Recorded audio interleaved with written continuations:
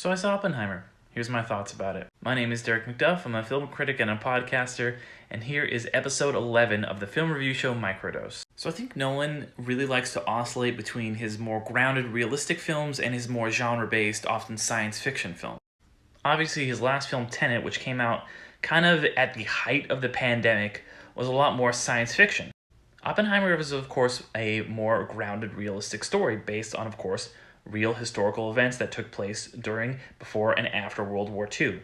It obviously features a number of historical characters, including Robert Oppenheimer, but definitely not limited to him, as this has an extensive cast of what I like to call guys. You know, a guy is like, hey, it's that guy Matthew Modine, he was in Stranger Things. Or hey, it's that guy who was in all those Shakespeare things in the 90s. Or hey, it's that guy Josh from Drake and Josh. Or hey, it's that guy from Die for a Wimpy Kid. It also has one of my favorite all-time guys in it, Josh Hartnett, who, after a few years, maybe even like a decade or so, of just kind of stepping away from the spotlight, not really appearing in some things, taking some time to work on himself and focus on his family, has really had a renaissance in the past year or two.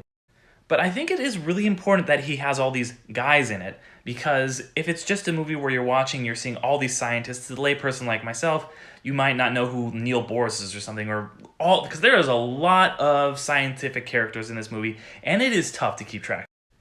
But now, when you see someone in a scene and you're like, who was this again? Instead of trying to remember that from all these different scientific historical characters, you're like, oh, that's Benny Safdie.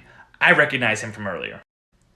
And overall, I think this movie plays on a lot of Christopher Nolan's strengths and kind of even utilizes some of his weaknesses for the better.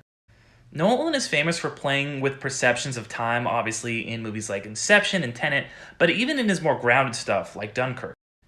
This movie does that really well by shifting between a number of different time periods and a number of different perspectives as well. This is something Nolan has done in the past, notably with The Prestige, and it also has some scenes in black and white and some scenes in color to help you differentiate things, which is something he famously did on his first really successful film, Memento. It's mostly got a lot of particularly male characters standing around a room talking about a lot of scientific jargon, giving a lot of exposition and backstory and stuff like that. That's Nolan's strength. His strength is not doing action scenes or things like that. It's not particularly writing great women characters, so this kind of seems like the right subject matter for him to handle.